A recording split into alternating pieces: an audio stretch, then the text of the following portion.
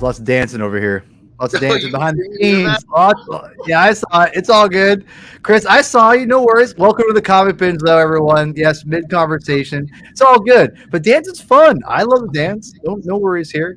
Thank you for joining us. If you haven't already, I'm getting better about announcing these things like hit the like button and subscribe, all that bull crap. Smash that like button. Why do we have to say that? I hate it. I hate saying that. It's so dumb. Anyway, but welcome. I'm excited about today's show. We got Scott back. We had the second episode this week of Marvel and Star Wars. Me and Chris had a great conversation about just casually talking comics, which I love to do from time to time or all the time. You know how it is. But thank you for joining us today. We've got a great show, obviously, as always, because we're going to talk about a old Star Wars comic book, Star Wars Obsession.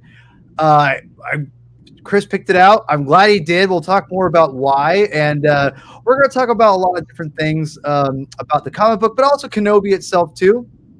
A little bit. We haven't gotten Scott's stuff, his thoughts on it, but I'm excited to get into it. So everyone, welcome. Thank you for joining us, Scott. Welcome back. Thank you, sir. I'm so glad to be here.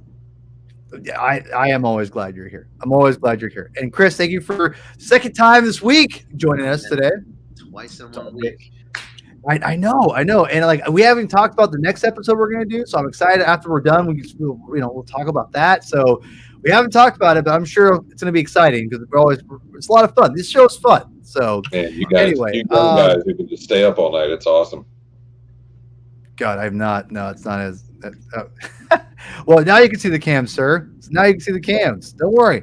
I just like to have a little mystery before we get in there. That's all. It's called a reveal, yeah. G. Yeah. But thank you for joining us. If that is indeed the person watching right now live. So anyway, we're gonna talk a little bit about Kenobi. We're talking about Star Wars Obsession, the comic book series. We're gonna, I'll fire up the first issue here.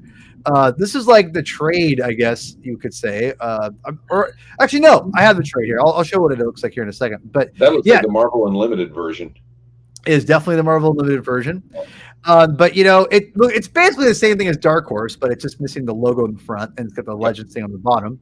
But obviously, this is not canon. We'll talk about that here in a minute, in a little bit. But yeah, you can find this on Marvel Unlimited. We'll get into the nitty gritty in a second here. But before we do that, Scott Rifen. Yeah. In not super long, winded way. What's your thoughts on Kenobi? I have no idea what you think. Tell me. For the most part, I'm enjoying it. I'm in principle, I'm fundamentally opposed to Vader and Obi-Wan laying eyes on each other before episode 4. I just am. One of those. Yeah, one of those. To me, it undercuts it. But that having been said, first off, anytime you got more Vader, I'm kind of happy, and I love what they're doing with just on a technical level with using the respeecher for James Earl Jones. It just sounds so good. It sounds amazing. But I like a lot of what they're doing with him. So my thing is, I'm fundamentally opposed to it, but I'm willing to go where you're going, and I'm willing to take the journey if by the end of it, it makes me happy. So, in principle, I don't like the idea, but I'm going to go with it. And I'm going to, I'm not going to sit here and make 58 YouTube videos about how horrible it is and how stupid it is. But. And monetize it. No, yeah, that's true. I got to do at least 10 minutes. But, one of my thing is just, I don't like the idea of it. And from the outset, I was kind of like, that's the one thing I don't want them to do. But now that they're doing it, all right, fine. You're doing it. Let's see how they wrap it up. And again, I'm leaving myself open to enjoying that aspect of it. I thought it was a neat switch that they made from the trailer, the teaser they did. Obviously, we thought we were going to hang out on Tatooine and watch Luke for 6 episodes. And they did the one thing. It was good that they opened it up, got it off of Tatooine, but the only thing they could do to get it off of Tatooine that would make sense was have Leia in jeopardy. It was the only thing really that would make him, outside of everything that happens in Star Wars detours. But the only thing that really makes sense to get him off of Tatooine is put Leia in jeopardy. So I've appreciated that aspect of it. I was a little less than thrilled by the action sequences this past episode. I mean, it just everything was so slow, and I didn't understand. Like, he's in the hallway, and they got the seeker droid, and it's 2 stormtroopers behind him, and literally he turns around, and the seeker droid waits for him to address the stormtroopers, and then he turns back around to address the seeker, and the stormtroopers wait on him to finish with the seeker, and then he turns back around, and it was just, and then they're like in the hangar, and the alarms are all going off, and everybody's walking. You know, I remember in the Death Star when the alarms are going off, everybody's running because the alarms are going off, and everybody's just kind of walking. I didn't quite understand the action. It's like they had other things they had to do, so they kind of skimped on doing this at this point, if that makes sense. We're gonna spend our time choreographing the big Vader Obi-Wan finale Vader battle or whatever, so we can't really do anything with this one. We're just gonna do a little something here and there, and then we'll move on. That's kind of the way it felt to me. But in the overall, I mean, I'm enjoying it. I think, first off, McGregor as Obi-Wan so is good. Always worth watching. True. And again, I like a lot of what they're doing with Vader, even if, you know, I bristle at what they're working towards. But in the overall, no, I'm enjoying it. Interesting. Chris, you talked about the show overall already, but what's your thoughts on episode 4? I'm very curious what your thoughts are. I thought it was good. I actually thought that it really kind of took a lot of cues from Fallen Order, the video game. Yeah. Oh, yeah. Well, the setting alone, right? Yeah, and I mean, kind of like Cal Kestis kind of breaks into the Inquisitor's headquarters on almost the exact same way that Obi-Wan does. Like, there's a lot of similarities between the two. A lot of rhyming, you could say. Yeah, some rhyming. Wait, what'd you say, Scott? I'm sorry. I just said that's a blind spot for me too, because I just don't do the games because you gotta at least go on YouTube and watch it. Watch Garrison play it, for God's sakes. I'm sure Garrison will play it. Garrison's his son, if you guys didn't know. I love talking like Garrison is like this entity, like, you know, always around. He says, you know, Garrison, you're awesome. I'm not sure if you're watching, but if you are, it's cool. Anyway, continue, Chris. I'm sorry. No, I know we talked about Tala last time. So obviously she's phenomenal in this episode. She's my girl. There were a little bit of like she chokes out that dude kind of like right behind where she was kind of sitting, and there were like a whole bunch of people kind of around, and then they're kind of like there wasn't, and then so it's a little bit of like, oh, that's like very you know, like okay, the timing is whatever. Sure. You know, Obi-Wan hiding Leia in the trench coat kind of thing seemed a little, I don't know, it's silly, but I was okay with it. I mean, just seeing, I don't know, man, when the lights shut out in that interrogation room, and then that blue lightsaber comes out of the dark. I mean, that was just, what a moment. I loved it. Listen, here's the thing. This show, this is why I've said before on all the episodes I've done with all the big podcasts, the Saga Continues, the MCU Fan Show Patreon. I've said this. It is not a perfect show. There is a lot of the execution of the show is not always hitting. It's weird because Deborah Chow will go from being, I think, just straight up brilliant to like, what are you doing? Like, not what are you doing? So like, let's just get through this and move on. Yeah, exactly. Yeah. But yeah, you feel like a 30-some minute runtime, and you're like, okay, is this like one of those? Like, yeah, but I mean, like, what? Listen, what? And I'm not sure. If you know, Chris. I'm curious. You haven't watched a lot of things with your daughter. I'm not sure how she's connecting with things yet. You know, Lulu's getting a little bit older, right? She's, you know, a little bit for at least 10, 20 minutes at a time and runs off. You know, but I'm curious. You know, what you think was too, Scott. But as I've gotten older, and now that I have a child, it's weird because I also accept these faults and not care as much. It's weird, and I think it's because, like, the whole hiding Leia in the coat, it's absurd. It's ridiculous. But it's also, again, I talk about families. This is meant for families. And I buy into it more because of that reason. And so like the alarm thing, those are all legitimate issues. But I don't really mind them because it's just whatever. I just roll with it. And So with all that said, even with the mistakes, and those are definitely flaws. I'm not going to say they're not flaws. They're flaws. But this series, I don't know what it is. It's incredibly rewatchable. I can't explain it. I want to rewatch it all the time. It's weird. Maybe it's because of Ewan. I don't know. But I think Deborah Chow, for the most part, has nailed it as at least 80% of it. But that 80% is so good that I don't mind the 20% not being like great. So I also heard that this episode followed episode 3, and I think episode 3 is so good. Like the highlight of the show so far for me. But people are hard on it though. I thought too. I'm like, they're like, this is filler. I'm like,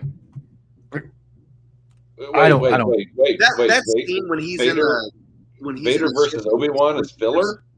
No. This last episode. Oh, this one. Oh, okay. No. It is him confronting the Force, basically.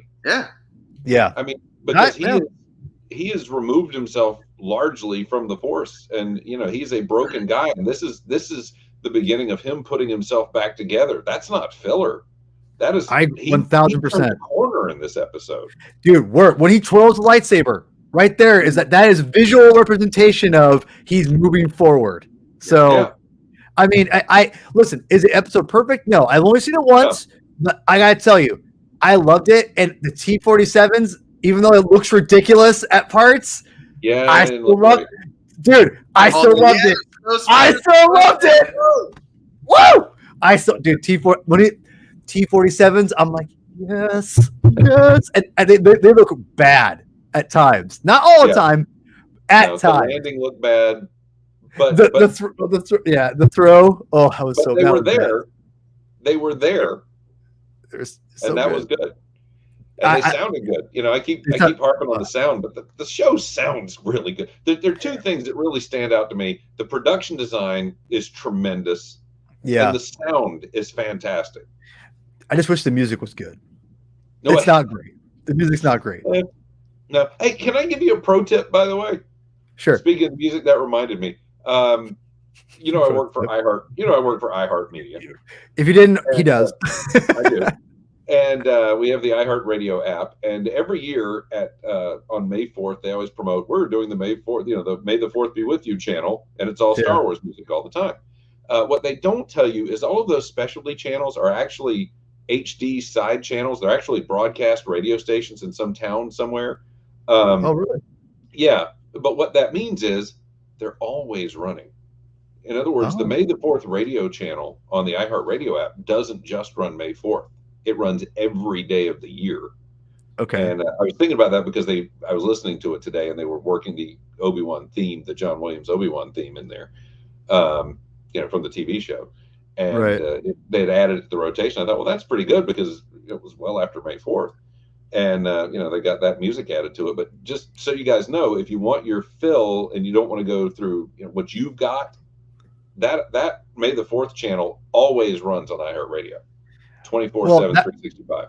That's awesome. Well, see, I have really quick before we get into the comics here. I want to say this right now. I have taken everything on Spotify of Star Wars music. That means from Rebels, Clone Wars, from Shadows of the Empire, from video games, Mando. I put all of it on Visions. All of it's on one playlist. Mm-hmm. And when I read comics or when I'm going to or whatever, or I'm getting deep into Star Wars, I pop that in and hit random. It's a crazy shuffle. I'll just say that. Okay. So give that one a shot, though. Give the May the 4th channel a shot. All right, I will. Next time I do when I read comics, I'll fire it up. It's a iHeart. I have iHeart Radio because I use it for my sports radio. I'll May the 4th. Let's just find that channel. And cool. All right. Before we go to the comics, though, I had one question actually. Yes, please. I'm a little unsure about. So, what's it? Reva, right? That's her name. Reva, Han. Is she the first Inquisitor to have like an actual name as well as like a sister name?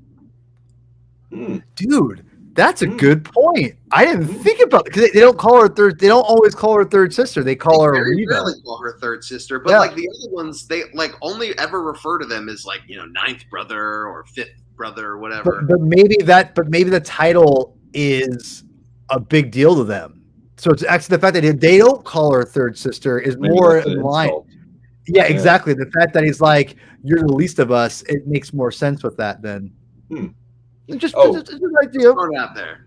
Yeah, go One ahead, Scott, go last ahead. observation, Yeah, because you're Chris was referring to rhyming earlier, and I me, did. actually. Oh, was it you? You were already. Yeah. Oh, I'm sorry. I'm sorry. Well, one of you young guys, I don't know, but I'm not young anymore. they one of the things that made me I laughed out loud when we were watching the episode was they stole the 3PO where could he be shot with the conflict. Oh yeah, you're right. Yeah. Yeah, that was great. I didn't know. Yeah, that was great. There's some good moments. There's some good moments in it, man. And like granted, like my girl, Tala, like, she had that really weak slap if people were ripping on her for it. And I'm like, listen, like I get it. And I know people were picking on her, but I love her so much. She's so, dude, she's beautiful. But even after that episode, I still think she did a great job. Like she does so much with her character that she's a great character, and it's because she makes it interesting. She just has a way, man. She's a great actress, fantastic actress. All right, but you do have to say it is a little weird that she's sitting there at a console with people all around her talking on the comm. Like I did find that odd. Listen, like I said, it's not perfect. It's not perfect. Okay, it's not perfect. I'm not defending that. Dude down. That security guard. Oh, that was great. I love that. That was great. She's interesting, man. She's interesting. All right. Yeah. Here we go. All right, Chris, tee us up. Tee us up. All right, we didn't the Star Wars Obi-Wan Kenobi required reading, and I grabbed a few. I wanted to give Scott a few, and I felt bad we left you out, but we came back. We came back, and we got your request, and which I'm glad we did, because when you originally pitched this to me, I thought this was something I had read before, but I realized I had not when I read it. So I'm very, very intrigued and excited to talk about this comic book series. So, Chris, tell us your history with this comic book series and a kind of a little history of it. Maybe tell us what it's about. Again, try to keep it spoiler free as much as possible here, everybody, but as possible. But yeah, tell us your history with it, why you picked it, and why you love it, because you picked it for a reason. I did. Because it's one of my favorite Clone Wars era stories, and Obi-Wan obviously features really big in it. So if you're not familiar with the story, basically this was a 5-issue miniseries, and it was designed to tie up every loose end from the comics before Revenge of the Sith. So I had no idea. If you're reading the comics, you're going into Revenge of the Sith, and Asajj Ventress won't be there. Durge won't be there. Alpha won't be there, the clone. But there are these characters that had spent so much time in the comics, right? So you had to kind of cross everything off. And there are some fun allusions to the movie in there. Like you'll notice on the strike team of Jedi that they form in the, I think it was like issue 4. You'll notice that it's all of the Jedi that Mace Windu goes with to confront Darth Sidious. Oh yeah. Okay. Nice. Okay. So there are like some cool moments where they kind of like foreshadow. And Boz Pity is the planet that Quinlan Voss is on. Yeah, I noticed that too. Yeah. So it's really kind of designed to like kind of just throw everything in and lead it in to Revenge of the Sith and tie up all those loose ends. So for me, it was actually kind of a comic that got me back into Star Wars. I was really into the Clone Wars, obviously reading everything as it was coming out. And then I had a friend, this is when I was in high school. So I had a friend that passed away really suddenly. And it just took me out of everything fandom related for like a little while.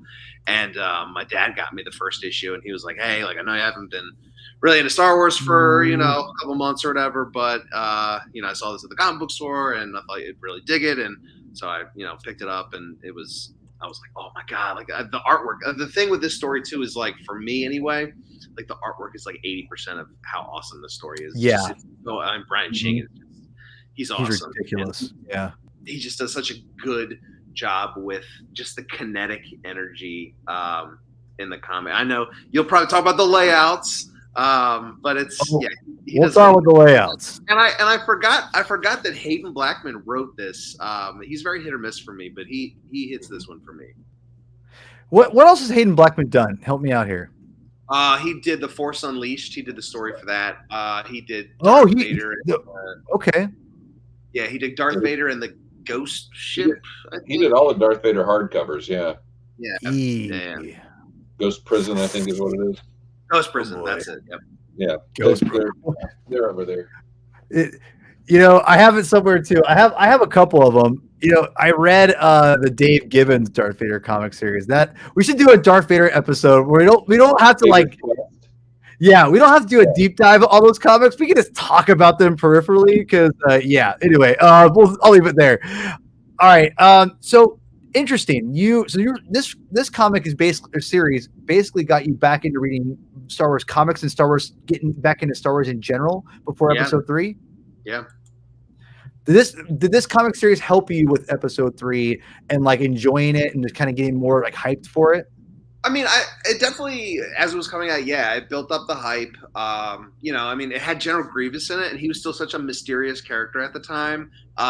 There's actually it's so funny because every time he appears, like pre-Revenge of the Sith, there's like something that happens to him where like, oh, maybe that's where he gets the cough, and like he has a scene in this story where it's like the same thing, like, oh, maybe that's where it happens. But yeah, and obviously he's a total badass kind of in this story, and he's like not really in the movie, but he's a badass in the movie. What are you talking about? I think it's badass.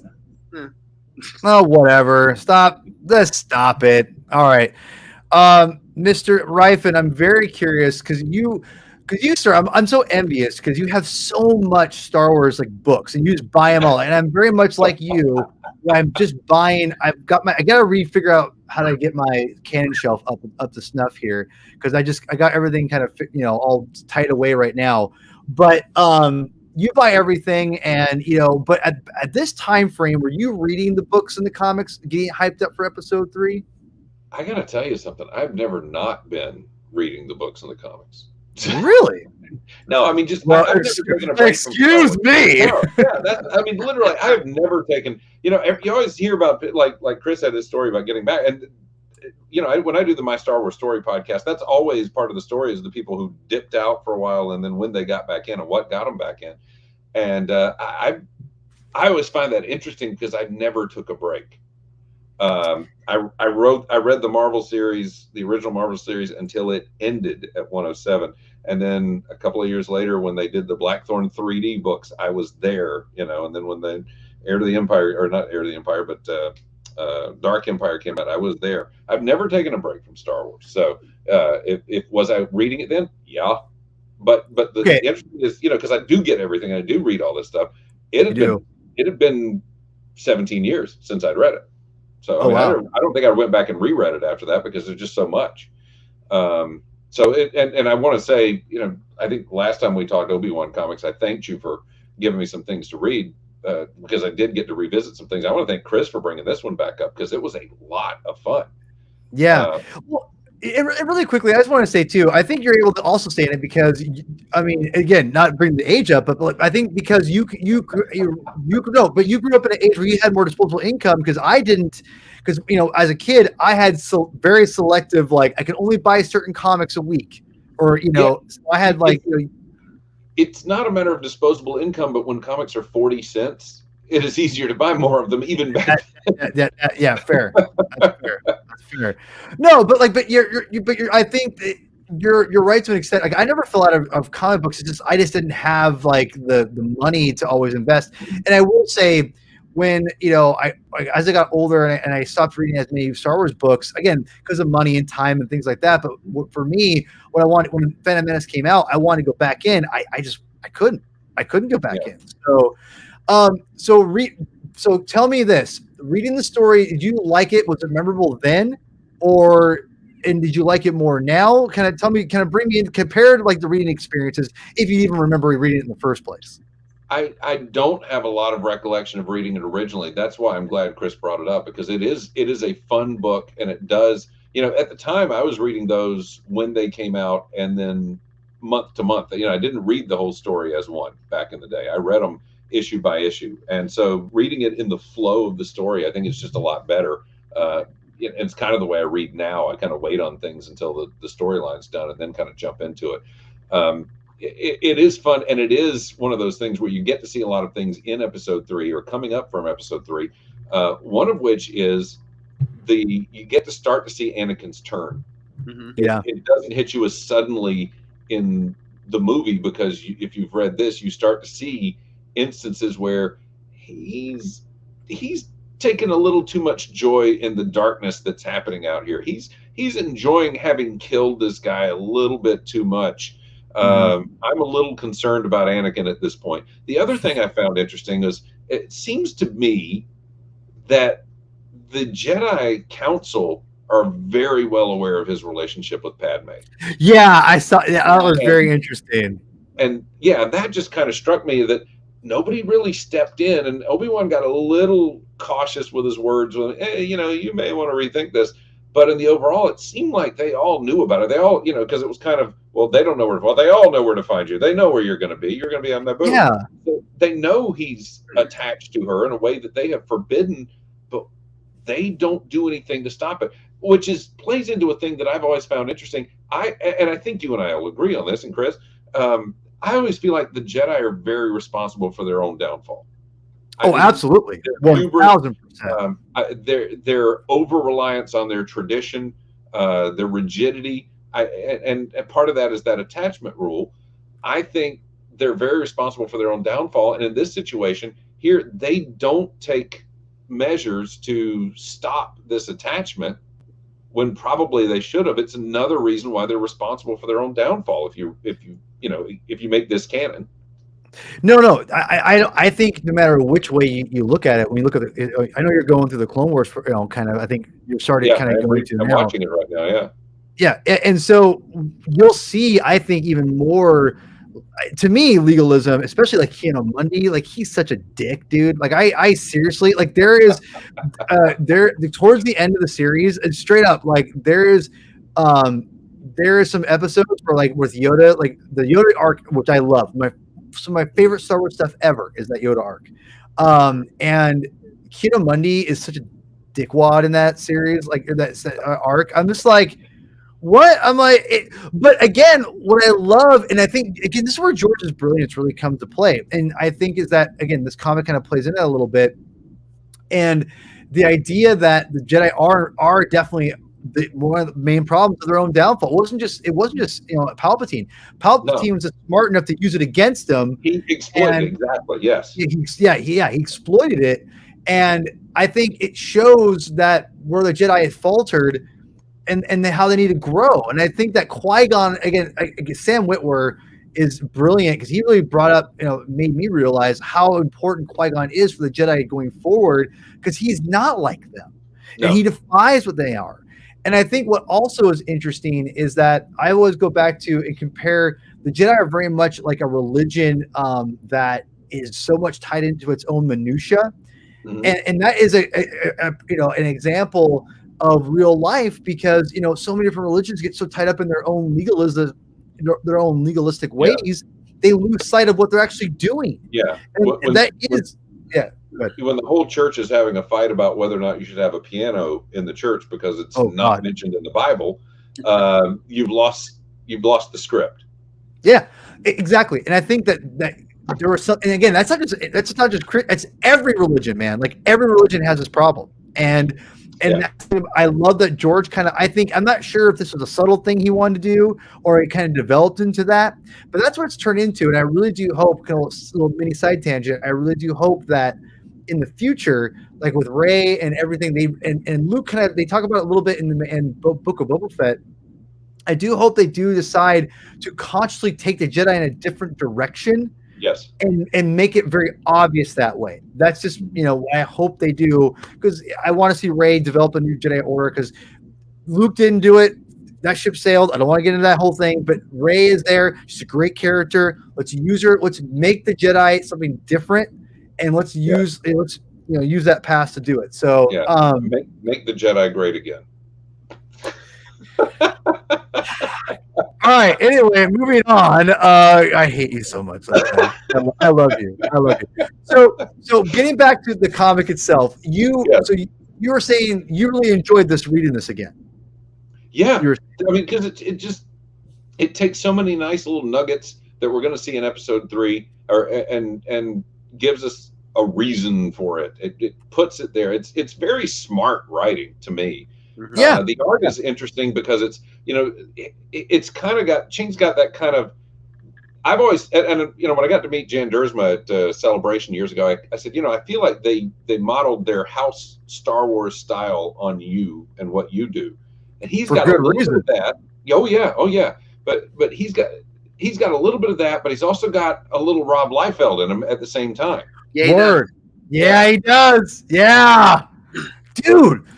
Wow, that is spot on. But the best, again, I'm a Rob Liefeld supporter, and as far as, and I don't agree with everything he says, obviously, but I am a defender of Rob Liefeld. I'll never forget, like, when Chris, the other co-host, who wanted to come on tonight, but he'll join us eventually.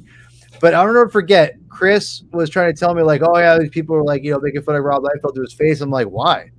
Because of cat boobs. I'm like, okay, listen, like, Rob Liefeld is way more and will always be more than cat boobs. And I hate to break it to you, like, I don't care. Everyone likes to make fun of his feet, and I'll respond to those people. I'm like, if you're staring at his feet at a layout page, then I don't know what the hell your problem is. Because like I'm not looking at people's feet when I'm looking at comic books. Like, I hate to break it to you, I'm looking for action.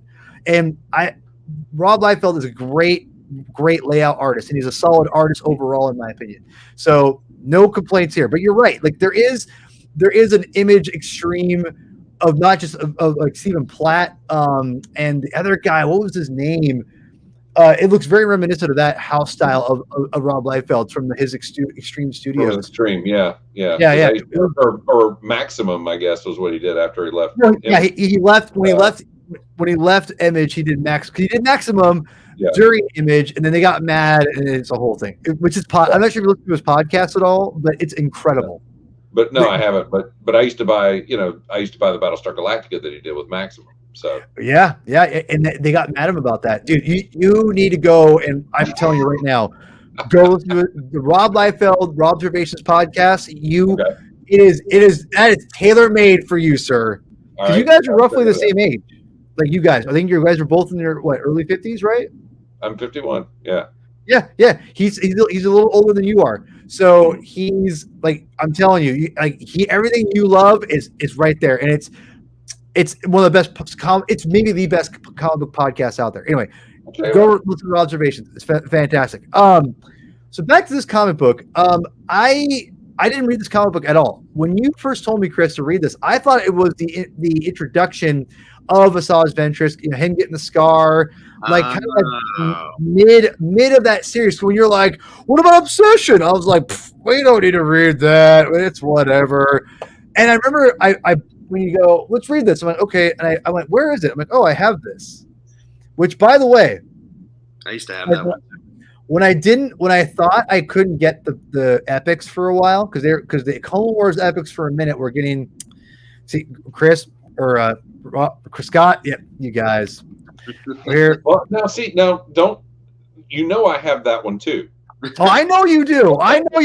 Scott. I know you do. No, but I bought all of these Clone Wars comics because I thought I couldn't get good deals on these anymore, because Volume 2 of Clone Wars was like going for $100 online. And so I magically found one at cover price, finally on eBay. I went, oh God, and I picked it up so fast. And I'm so glad I did. Because Epic is Epic 3. Epic 4 is coming out in a couple months. And I cannot wait. I'm waiting for the omnibus, baby. I see. You missed our omnibus talk. We'll have an omnibus talk one day. But I bought all of these for like all the volumes. I think there's 9 volumes for like $100, which that was a pretty solid deal. Like, it's not like it wasn't a steal, but it wasn't crazy. And I'm really glad I did, because now like they're going for like $30, $40 a piece now. So now, yeah, dude, I am like, I see things like this. I'm like, I'm going to invest. Now I'm like, whew.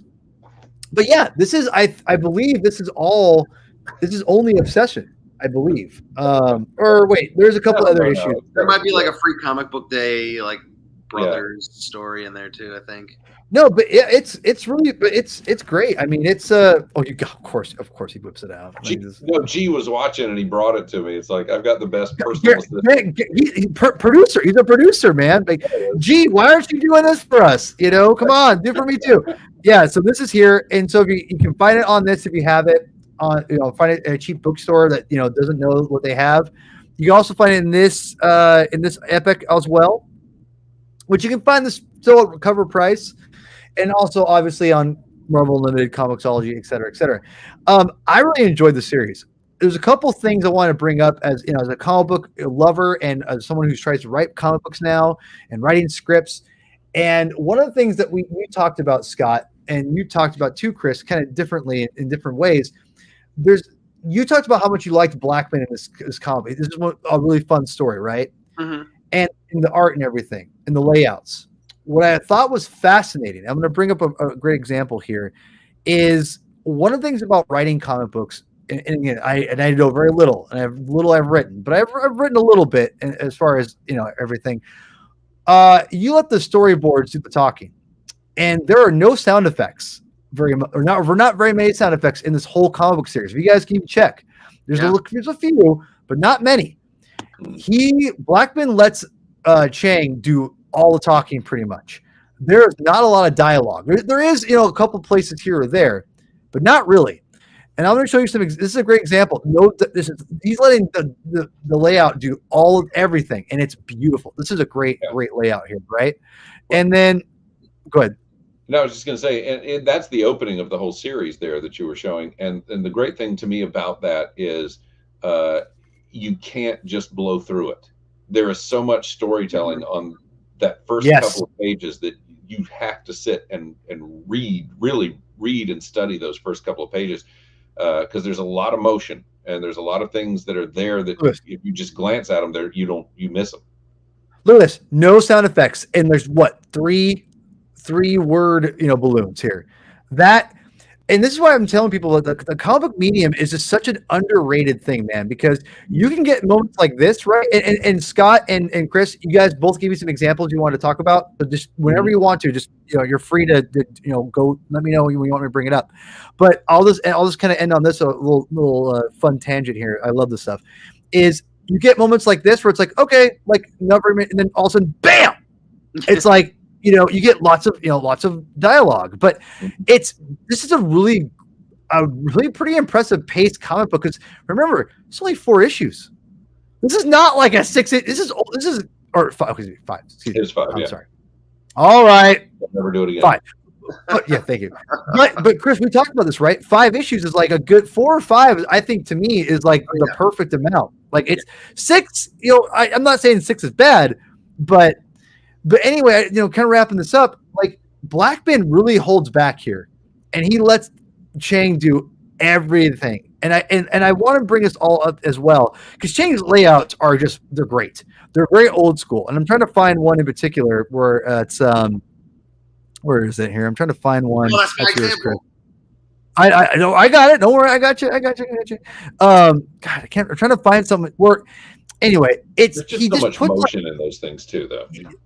I think that's where I want to. I think you brought it. That's a great point, Scott. There's in this comic book series, there's a ton where you have like examples right here where you have like 4 panels bunched together, and that could be clunky a lot of ways. But he does a beautiful job of making it all flow.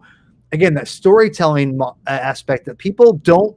And again, I say people take for granted when they're reading a comic book and that's something as I started studying the medium more, I started realizing more and more. Not all the greatest artists are great storytellers and vice versa, right? So Chang is a great example of, I think he's a great artist. He might be a better storyteller than he is an artist. He's really dynamic, man. I mean, he can draw his ass off. Don't get me wrong. I mean, this splash page alone here is just chef's kiss. Don't get me wrong. But his storytelling, he knows what to do, man. So anyway, I just want to bring that up. Oh, one last thing. Also, he's a legit storyteller and layout artist when you do crap like this, where you have the panels, the picture bunching out of the panels like this, like just a little touch, like nothing crazy, but like, okay, it's all, again, solid, pretty basic in a good way. And then you can do stuff like this where it's, sorry, Chris, and then look at out of the panel a little bit. Go to my example actually, because you're next. So what you're talking about. Right. So here, Chris, take it away, sir.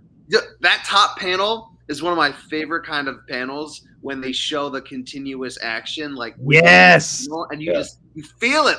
It's so it's so good. That's the thing that Gene Day did a lot. The late Gene Day did a lot, and I always loved it when he did it. So one thing I love both of these ideas here. You guys are gonna love this. When like say like in the comic books like Spider-Man, they'll do the same thing, and I like it when they do it where it's not like full. It's not like that where it's I'll bring it up again where it's fully drawn character, but it's like almost like a shadow version to give you the impression. Yeah, ghosted. Yeah, thank you. Yeah. That ghosted idea, I think, is so brilliant. I love it when it does that. Both are great. I love both. I love the little touch of like the ghost like Spider-Man ghost, where it's like doing all the different backflips, but like the real one you want to focus on is like the drawn version of it. So, did you want to say anything else on this, Chris, at all on this page? No, just that's so dope. look at this. No sound effects. Yeah. No. It's again. I love still hear them all. Exactly. Yeah. And that's the beauty of the medium, man. I'm trying. One of the reasons why the comic binge exists is because I want people to appreciate and learn. Because again, it wasn't until I really started studying it, over the last couple of years of like just picking up on it again. Maybe I'm just dumb that way, but like I really want people to appreciate like stuff like this because these are artistic choices. This is not we can't afford the letter. It's like, you know what? Let's just not have any sound effects. Let's just have it be all Chang. Let's just let him do his thing, and it's really interesting. I just love the flexibility and the diversity of the medium that you can do that people just take for granted or don't realize. And I want people to learn it because it's not because comics are not learned. This is not a very common medium, right? So I want people to who are just coming into this, or maybe who are reading Star Wars comics for the first time, to really go, learn about the medium a little bit. Because again, I didn't read comics forever, and there's stuff I'm still learning today. So it's just not a very where have you been? But no, let's learn. It's always cool to learn this stuff. So, Scott, you brought me a ton of panels. You want specific panels. Tell me, bring the fire up. Which ones do you want me to bring up for you? All right. Well, first off, I want to put this on here because I didn't send that 2-page spread. I didn't want to spoil it. I want people. Yeah, but that's not the same as spoiling because they have to. That's a beauty. That's a beauty. Let me just say a couple of things about that 2-page spread. One is how Star Wars is that. Yes. I mean, it one of the things it actually evokes to me is the old John Berkey paintings from the pre-production stuff of the very first film. You know the stuff I'm talking about, right? The Death Star battle, and there's 78 Millennium Falcons in the battle, and a gajillion TIE fighters and everything. The poster that came in the soundtrack album. Yeah, it's the cover. Well, it's it was for a long time in the mid '90s. The cover of the original trilogy book or novelizations, where the three of them are together. I have that cover too. The same one. Yeah. Yeah, and I've got a John Berkey hanging on my wall over here. You can't see it, but it's just there's this intense battle in every ship possible, kitchen sink stuff, and it also is evocative of Episode 3, the opening sequence, and he does a lot of that throughout this book. Yeah, pop them up whatever order you want to. I'll just go through them. All right. So here's little points I found interesting. All right, so this is go this one first.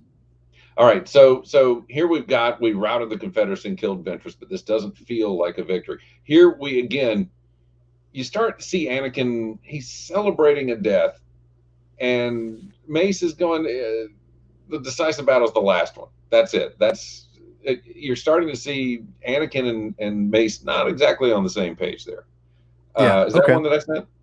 No. While you're talking, explain. I want to throw up other things while you're talking. Okay. If you want me to continue. Yeah, go to the next one. All right, the next one. Okay. Yeah, here we go. I thought this was interesting. And the reason I grabbed that and it stood out to me is, again, I like when you talk about the echoes of Star Wars, as we've talked about before, kind of that ring theory stuff. This is kind of an obscure one because she says, I love you. And he says, just remember that because I'll be back. And you say, well, that's what is that an echo of? It's an echo of one of in the early adaptations of Empire Strikes Back. It wasn't "I love you, I know." It was "Just remember that because I'll be back." When Solo's going into the carbon freezing chamber, if you go read the Marvel adaptation of it, that's closer. It's not exactly the same, but it's almost exactly the line that he uses in that original adaptation. Homie, so that just grabbed me. Homie, I just gotta say, this is why I love having you on the show, because this is stuff I need to learn. Like, I love this, and also I want to bring up again. Chang here is so brilliant. I want to show everyone a great example of how good he is. Look at how much is going on in this panel, and how it doesn't seem busy, and there's still room for dialogue. Yep. And also, look, and think about this here: ship's going off, two people hugging, emotion, and look what he adds to it that you probably, some artists wouldn't probably even think about. R2D2 just hanging out there. Oh, R2. No, R2D2. He's just hanging out there. Like, an artist that was lazy and didn't want to care would not put R2D2 in that. But you know what? Let's make it more Star Wars. Put R2D2. He's making it. Throughout the whole series, he makes a conscious choice to put R2 in random panels to make sure that he's there, looking at everything. I freaking love that. That is an artist dedicated to his craft, my friend. All right, you want to move on to the next one? Yeah, let's do that. Okay. Okay, this was interesting. As I mentioned earlier, they're echoes or I guess pre-echoes of what's going to take place in episode 3, and here we are crashing a giant starship. This is straight out of what's going to happen in the first segment of episode 3, the first act of episode 3. Yeah, he's done it again. So again, you're seeing these things that are going to come back to you when you see episode 3. You're going to go, wait a minute, boy, okay, he can crash that ship and still make it okay because he just did it. So again, that's what I found interesting about that. And that looks beautiful, by the way. Oh, that's a beautiful. Oh, it's so good. Is Chang still working in comics now? Because he is. Where is he? Is he like doing something else, like video games or like just like movies or something? I don't know. I don't know. Okay, real quick. Yeah, take a look at this. The Empire Strikes Back adaptation from Marvel. Do panel to panel. Maybe we can stick it up that way. Well, it's the 2. Oh yeah. And his line is, "Just remember that, Leia, because I'll be back." It's the same line. Oh, it's Al Williamson. Oh, it's so good. It's it looks. I'm like, as soon as you put it up, I was like, God damn, Williamson's so fucking good. So good. It looks so amazing. I'm like, oh, it looks beautiful. Just looking at that. All right, we have a few more here for you. What's this one here? This is what I was talking about earlier. First off, it's got a Liefeld vibe to me in the face. But the main thing I thought was interesting was Anakin, every Padawan on Coruscant knows where to find you. In other words, they all know what's going on with him and Padme. But interestingly, none of them condemn the relationship, which is just very strange to me because, again, they've got these principles, and the principles are kind of their undoing, but also their inability to actually enforce their principles is actually part of this problem as well. They're just in a very gray area with regards to their own traditions. So that to me was the illustration of that. I found it just strange and interesting because I've never really seen it conveyed that everybody knew what was going on with them. Yeah, it was, especially when you go back to, when the end of episode 3 and Obi-Wan's like, oh, where do I find him? There's a heart, Obi-Wan. It's like, it seems like that was still subtle. I don't know. This was probably a little bit of the weakest part, I think, of the story, in my opinion. But remember, when they show up in episode 3 and she's pregnant, nobody really makes any big deal out of it. That's a valid point. Yeah, that's a valid point. You would think at some point they'd be going, how'd she get pregnant? There's no husband around. She don't really have a guy in her life. We don't really, except for Anakin. But we know Anakin keeps flipping. We know Anakin shows up every once in a while, and and then she just. Let's be real. With her on that too. And they know she's pregnant because eventually Obi-Wan does say Anakin is the father, isn't he? And they know. They know. I mean, let's be real here. Jedi are going to have slip ups. I mean, also, I thought it would have been a well- hard spot because I think that at this point in the Clone Wars, he was almost like the face of the Jedi in many ways. Yeah. I mean, especially if Yeah. you read the Revenge of the Sith novel where they talk about how they're like the heroes, right? And how do you really kind of slap down your poster boy for? that's a good point. Yeah, That's a it's good point. It's a great point. That's a great point. And Man. so they suddenly become warriors rather than Jedi, and of Mhm. course, wars not make one great. So, you got Man. that dynamic. Man, this is why I love talking with you guys about this stuff because this is great because this comic book again. There's not a lot of a ton of dialogue in this whole 5 issues, but the little bit again, Blackman does a great job, and I will say, he uses it when he needs it, and I love the conversations we're having because this is the stuff that I love that comics can do. They can flesh things out and all that. So it's great. We have one more panel for you, sir, and Okay. it's this one. Oh yeah. This is again. We start to set up. He'll always be your master. Yes, and my friend.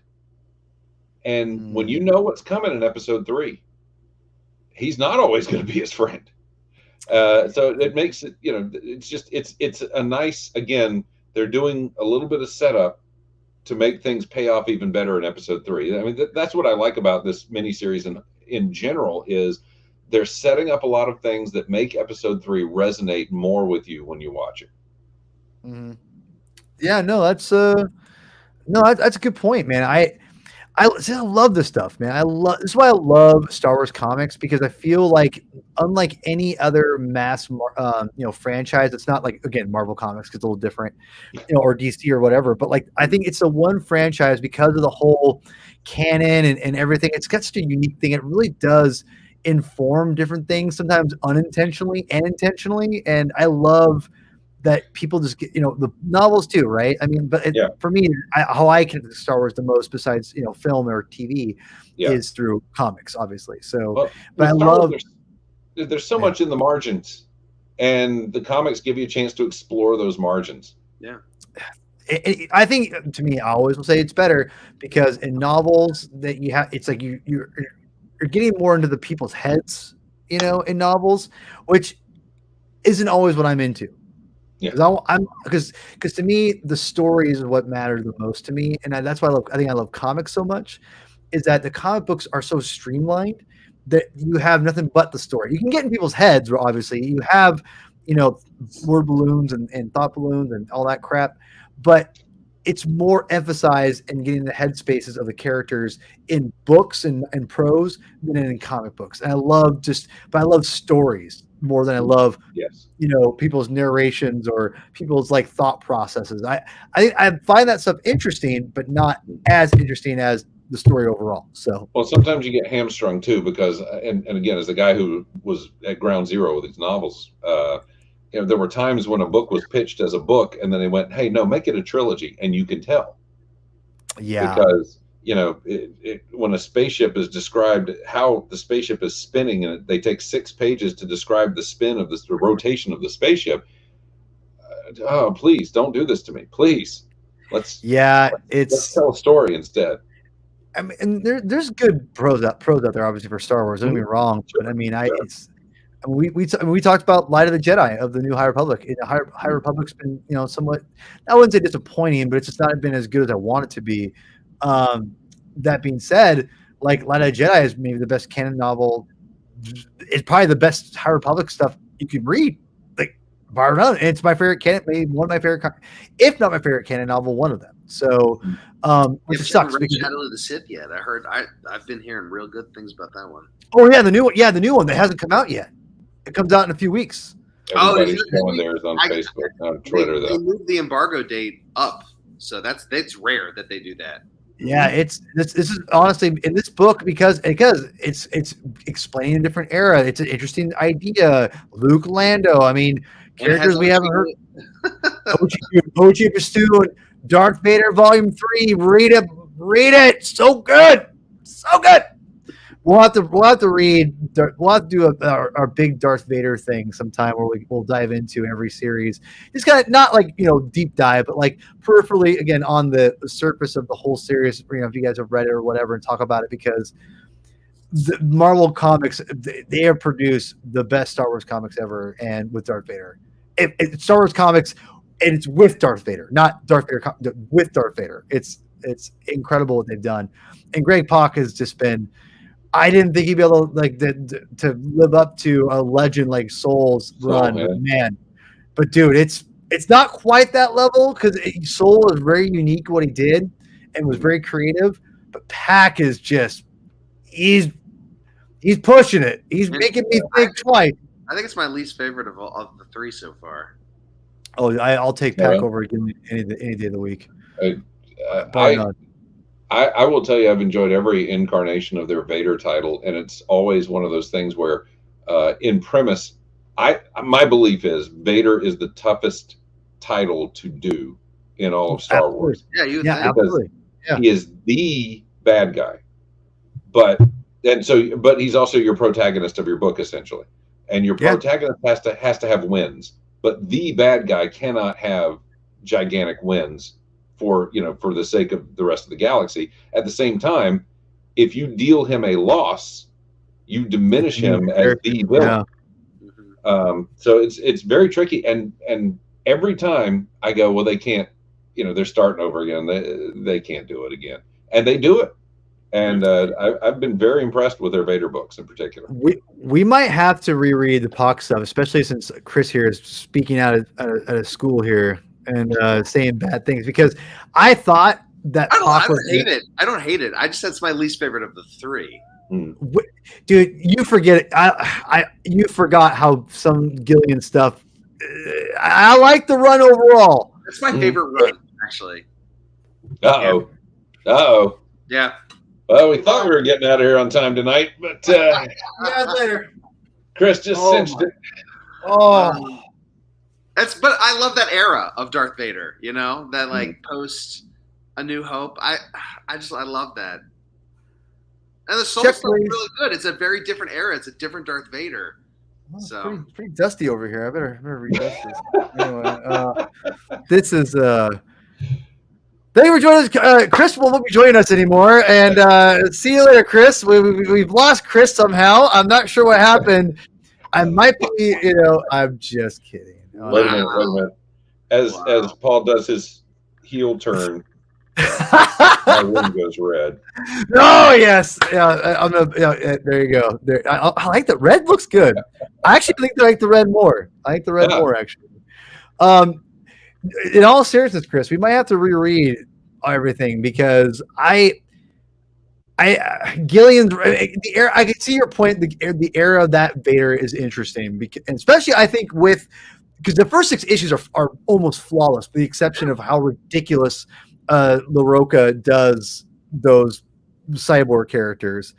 But I still don't mind them because I think like Vader's coming off of like a huge loss, and I know, right. This, like, inspector who's like following him around, and he's like trying to glue shit together. And then you got Dr. I like that premise. Paul Petty strikes back. There was a joke because on the Spidey Network show, thank you, Adam. Thanks for watching. I always count on that, my boy.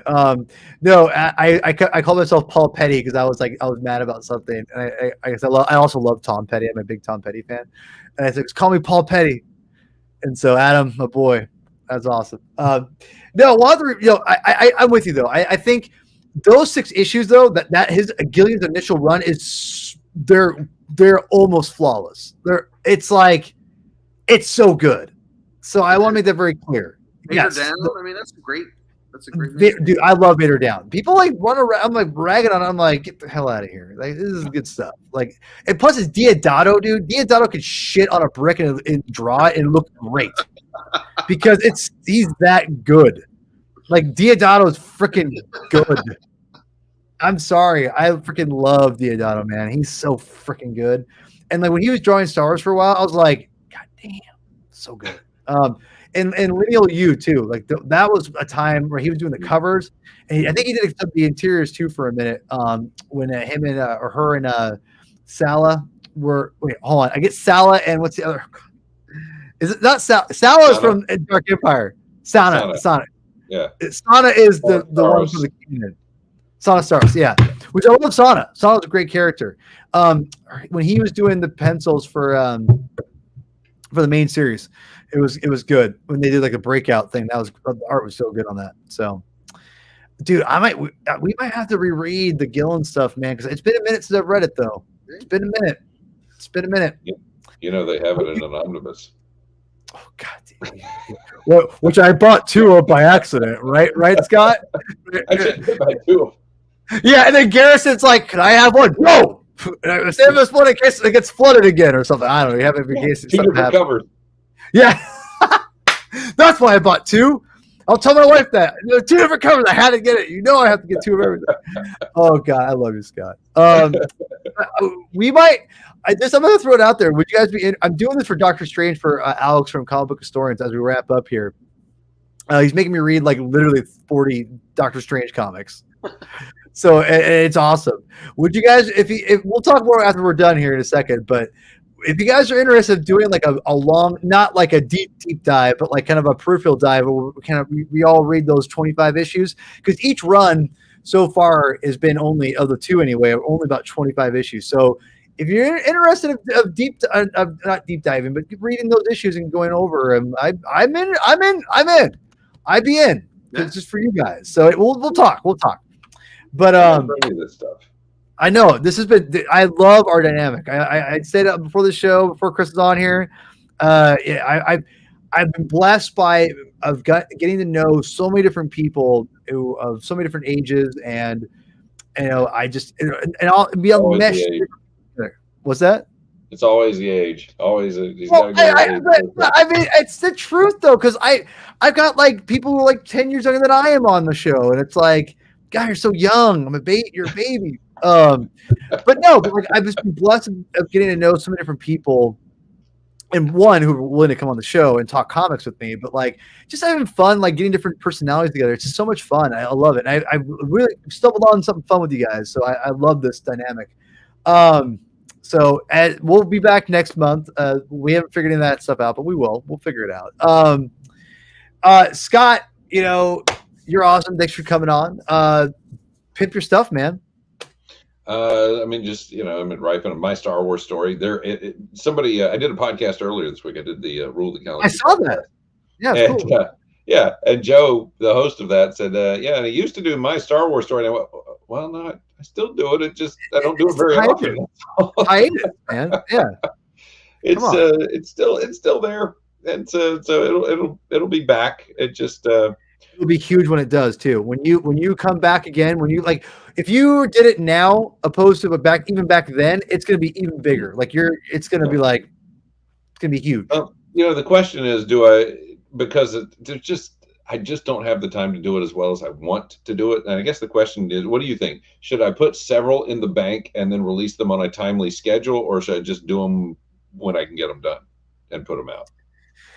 Okay, that's a big question, but I'm gonna also do a sub question in there and ask. I think personally, I think you should go back and do come back strong. So meaning like I'd say do that. So put several in the bank. Okay. Yeah, and then be like, and then know and find your balance. But what I also would do is that the sub question is, do you have to be as good as you want them to be? Because I think people want to hear these stories, even though your production's chef's kiss. I think the production still, people want to know people's stories regardless of the production. That's just me. Sub question. You have to be that good. That's because fair. I'm very anal about editing that podcast in particular. Because this is why I do a stream. This is get behind the curtain here, everybody. Because I just don't have time to edit with writing comics, with reading comics, with my family, and hanging out with you guys and all that stuff. There's no way in hell I can edit videos. Yeah. So I do live streaming because it takes that anxiety out of it. It's here it is. It's done. It's out there. It's over. So I'm just going to throw out some question. Consider it.